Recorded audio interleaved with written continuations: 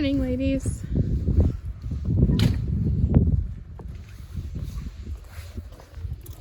Let's see if there's a surprise in here today for us.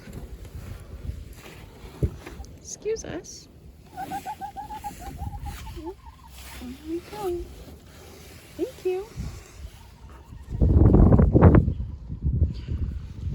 It's the start of our no-dig flower and herbal tea garden.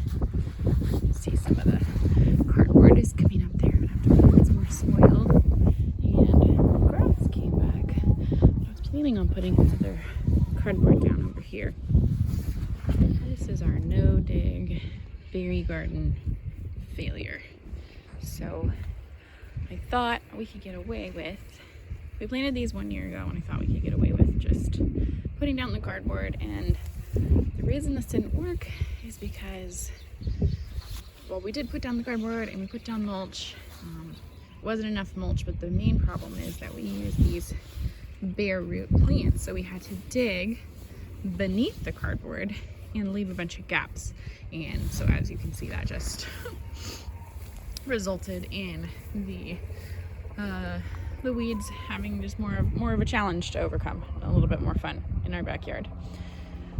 But they are coming back, and I'm really excited to see this. They are leafing out way earlier than they did last year, and so that's very exciting. It looks like some of them are coming up from the ground over here.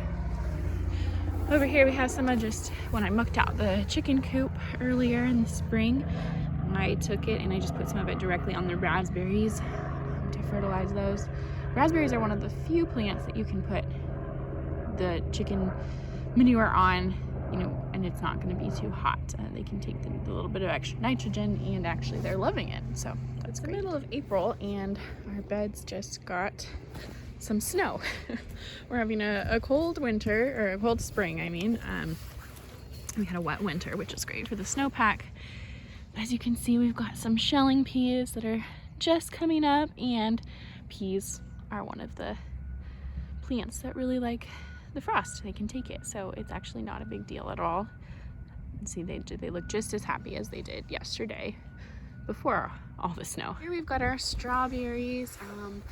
We planted these from bare roots last year, and not all of them took, but plenty of them did. I had 25 bare root in each box. These are 4x4 boxes, so it's 4x8 together.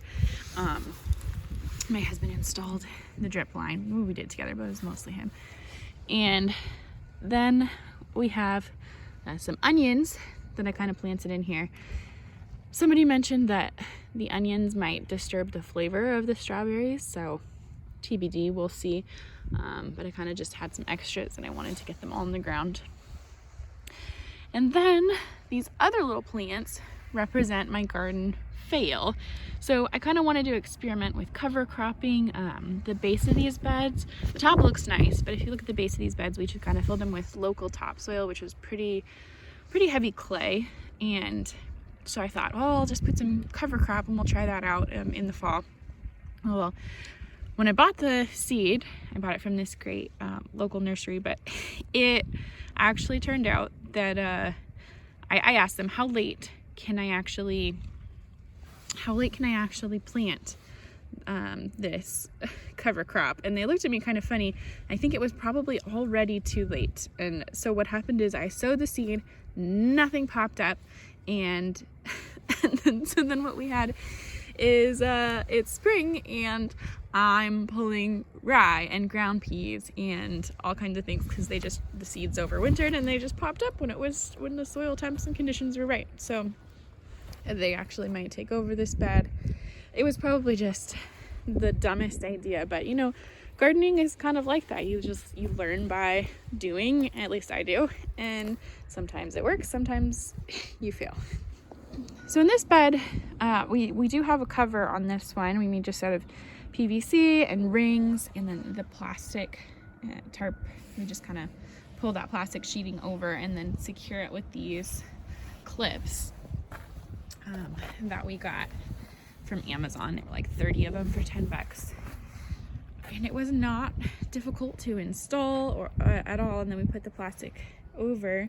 We went through some trial and error though, because these boards, which were supposed to hold it down, just did not stand up to our wind. So then I tried stapling. We tried, these are another fail. We tried these hose clips. So we took an old hose and kind of made a slit in it, and it was supposed to work as a clip. They just fell off immediately. Old hose did not have enough tension or whatever it was. But as you can see, it kind of extends our season. Just makes things a little bit warmer, prevents the frost from getting to what's inside. But over here, I didn't cover this one up last night because it wasn't going to be too cold. It was only supposed to be down to about 32, which, as you can see, it was cold enough to snow. But what we have in here is broccoli, onions, and potatoes. So these two broccoli, I just got a little anxious. I saw them at the nursery, and I thought, what the heck? I wasn't going to plant broccoli because they take up so much space for what you get, but there you go. I just got gardening fever and had to put something in the ground. And these little onions that are around the perimeter, I planted those from onion sets. Here in Idaho, it's illegal actually to just put your own onions in the ground. You have to get them that have been quarantined and certified pest-free to protect our industry and the farmers here. So I put 100 in here and in the strawberry bed. And then the rest of this is potatoes. And potatoes are frost sensitive, but only after they've popped up. And so since none of ours have leafed out or popped up even a little bit yet, they're warm enough in the soil. We should just keep. So if we peek in here, we have some plants that are pretty frost okay, but I just wanted to cover them up just to be safe because I didn't want to have tragic loss. And these little hoop houses, if you want to call them that, they make it pretty easy. So we've got some sweet peas, some celery, Swiss chard, and some lettuces. And these, again, I just got anxious. These are all starts that I got from the nursery, even though I do have our plants growing actually in the garage. All right, let's see how the back garden did with the snow and the frost. It's already all melted. This side doesn't get the shading of the fence, so it gets all the morning sun, and then when the sun goes on the other side of the fence, kind of the afternoon gets some shade. But here we've got some herbs. So we have parsley, lemon thyme, and some green onions, which are looking a little less green than I'd like to see. I think they're just not getting enough water. It's the water or the nitrogen. We'll check it out. And then we've got just regular thyme, some spinach. I planted lots of things from seed in this bed, and I never keep good enough track. I keep a plan. I write down the plan, I come out, and then I redo the plan. And then I just need to keep the pen out as I go, I guess, because I don't remember what seeds I planted in which bed once I change the plan. And over here, we have some very sad oregano. We had a frost. I didn't expect it, didn't cover it up. It's just not very well established. I planted it from a nursery. And I'm not seeing any. There's some beets and some other things in here. And then these are another garden fail. My peas. I had started them in the garage, and I don't know if I just didn't put them out or if I didn't water them. I should have put them out, hardened them. I don't know. They just died. Again, this one. So these are the shelling peas that I actually planted from seed, and so they're not too far behind. This is my sagging trellis. I'm not sure that this DIY trellis with the sticks is gonna work. See, that plastic is bending it way over. We'll see if this straightens out, but I think I'm gonna have to do it. One with wire. I just kind of built one temporarily with stuff we had hanging around the house. As you can see, they don't even need the trellis support yet.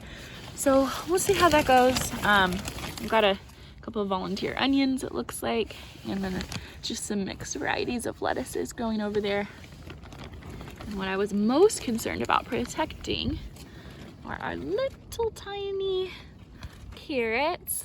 So we've got carrots in here, and we've got some parsnips that are just popping up. And I'm very excited because none of mine, or almost none, germinated last year. And so I do think that the house is helping just kind of warm the soil temps. And I also kept it a lot more moist. I didn't realize that carrot seeds and parsnip seeds need to be kept so moist in order to germinate. And I learned that this year. So I kind of kept this one really moist. In the other bed where they're popping up, actually, let's go check on them. Oh, looks like they're actually doing okay in this bed. So these are the ones that were not covered up, but to germinate them, I did, let's see, there's another one here and here. So to germinate them, I actually covered this area with burlap, and to see if that would keep the soil moist, and it did keep it more moist but it did end up drying out, so I didn't do quite as good of a job. It wasn't as attentive as I should have been in keeping that down. And I had put these through the burlap to keep it down, but the wind would kind of just blow it up. So in the future I'll have to stake it all the way if I want to use that burlap trick again. Over here, this is our backyard orchard. We've got Golden Delicious apple we planted from bare root last year. These beauties.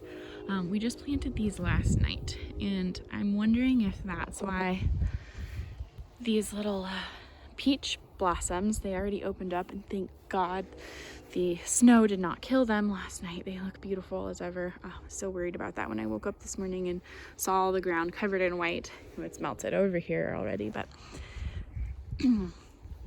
we just planted these to replace 2 of our bare root peaches that last year just didn't take. We got those from Costco, and I don't know if it's that we cut those corners or if we just damaged the roots, but I did think it was interesting that the 2 from Costco didn't do as well, and then the others that we got from the organic nursery really flourished. So live and learn. We didn't buy anything from Costco this year, except we did buy some dirt. We got some bags of soil. And this one I'm kind of excited about. This is the silver lining of those trees dying is this is a fruit salad tree. So it has actually, you can kind of see there's some peach blossoms, but then over here, this one is, it's either apricot or a plum. So the branches are just kind of grafted on together, kind of like the espalier, and you can kind of see all the different color coding. We haven't taken anything off, so we just put it in the ground last night. Looks like we water it really well, and there's still some places where we need to fill more of the soil in, and then we'll mulch over that whole area. Over here we have our Comus pear. These are opening up. The Comus, it will be like a later fruiting variety, so we should have maybe some pears in more of the winter.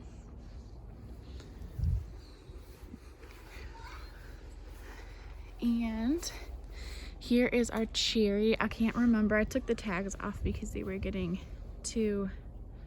trunks were getting too big and they were going to outgrow over the space. But this is a cherry. One of them is a Rainier and one of them is a Bing. And I do not know because I can't remember anything anymore. But this was our first blossom or bud that opened of the bare roots. So I don't know if it's Rainier or a Bing, but those are our 2 cherry trees. Over here we've got our espalier apple tree. Each level has sort of 3 different varieties of apples. We planted this bare root last year, didn't get any fruit yet, which is to be expected. It should be putting its energy into really establishing a good root system. So the exciting part is it is, starting to open up a little bit, these little buds, and that is so fun to see. And it's also interesting to see sort of the different behaviors at the different levels. So that one's kind of fully popped. whereas these at this level are just sort of barely starting. And then you get down here, that hasn't really popped open at all yet. So these are the no-dig garden beds, and what we did is basically just laid cardboard all the way under all of this organic material that you see here. And the organic material is either soil compost or this mulch. And this is actually kind of a special mulch because it's just trees, like everything from the tree, just all chopped up. These wood chips, there's branches, there's twigs, there's pine needles. This stuff smelled fantastic when we were laying it all out, basically like a forest. The reason that we wanted to do wood chips is not from a like a bag, which we did have some of those under here just before we got this this drop. So this is what's left of our pile. This is our chip drop pile, and the reason we wanted to do that was because when you have all of this material, you know, it kind of if you look at like Paul Gotti's Back to Eden materials, it's really good. It's going to heal the soil, and that's kind of the goal here.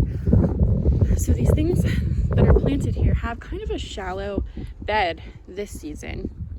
So I'm not planting any carrots or anything like that out here. I did plant potatoes out here because we decided to plant just tons of potatoes because we do want to grow a year's supply for our family.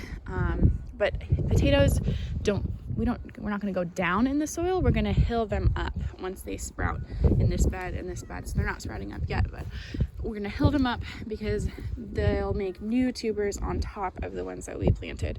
So,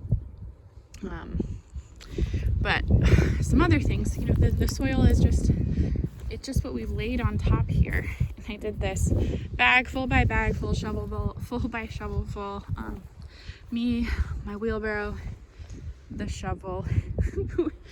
We were just out here. I'm sore in every part of my body, but it just feels so good to be out here working in the sunshine after that long winter. Really appreciate everything. These are radishes that I planted several rows of radishes basically as soon as we put this, because we're kind of trying to level, and I wanted to have something in the ground so that it just didn't all wash away or blow away. And the radishes are going to be really quick maturing. They only take about 3 weeks to grow, and then they'll be out of here in time for this to have our squash plants. So behind me, I should have taken a before picture, but I didn't. I usually make that mistake. Afterwards, I always wish I had something of what it looked like before. But basically, here's the other houses in our neighborhood, and that's kind of the before. You can see the soil; it's really clayey. It cracks, and the water kind of floods it, and then it soaks in, and it cracks, it evaporates, and that's what creates those cracks. So it's not great. I would imagine that, like most neighborhoods in this area, it used to be farmland.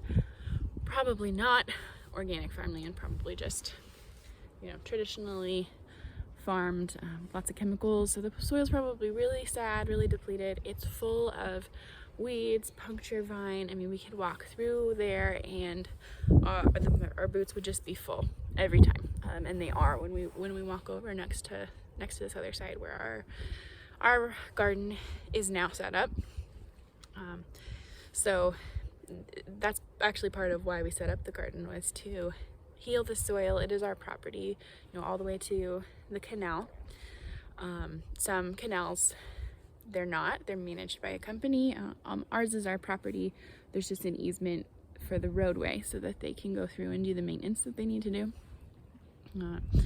So we're keeping the roadway clear, but we're responsible for all of the weed mitigation, and it's our land, and we want to take good care of it and return some fertility to the soil. So what we've done is create some no-dig garden beds. Over here we got some Brussels, some dill. The dill is really good. companion plant for these Brussels sprouts and kale, which are brassicas, and they tend to have a lot of pests. Most of this is just like your standard grocery store garnish kale that I'll put in soups and saute and stuff. But I do have some dinosaur kale, which I'm really interested to see, you know, how that grows and how it tastes. I just got one of those. Most of it is just the standard stuff. In this bed, we've got some cabbages. I wasn't gonna grow cabbages because frankly, we don't really eat cabbages, but I do want to kind of experiment with fermentation and learn that skill this year. So I got some cabbages, and if I have cabbage that I have grown and worked and waited for, then I will be much more motivated to get in there and learn that skill and make some sauerkraut. And then the cabbage is just interplanted with some red onions, and I will pickle those because I think pickled onions are one of the most delicious things to have on salads, on burgers, all kinds of stuff. And then down here, we have a few more radishes.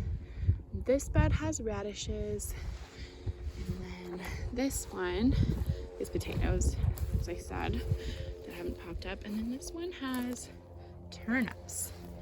You can see they're I have to hunt for them, but look, there's our little baby turnips.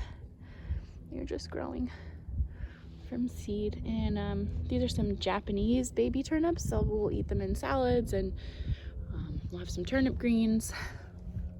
Just kind of experiment with all the things that we can make. I would never go to the grocery store and buy turnips. I wouldn't even see turnips at the grocery store.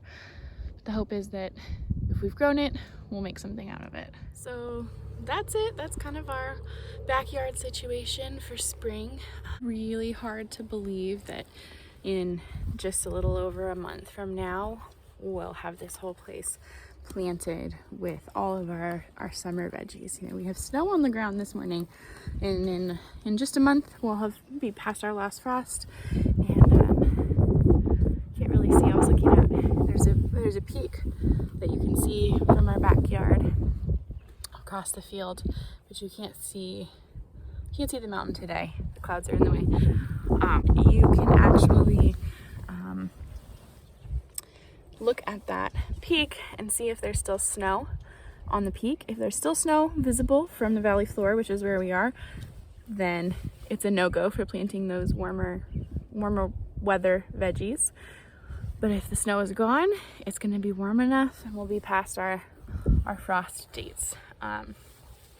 So it didn't quite work last year, although I pushed it a little bit, so maybe. But I waited. It's supposed to be May 1st here in this area. I waited until May 7th or something like that.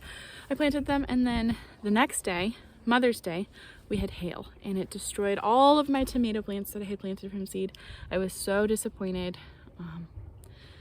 But that's gardening, growing your own food, you know. You just like people didn't know how hard it was to teach their own children until they brought them home after the pandemic. You don't know how hard it is to grow a tomato until you try to do it yourself. Cheers. Learning hard lessons.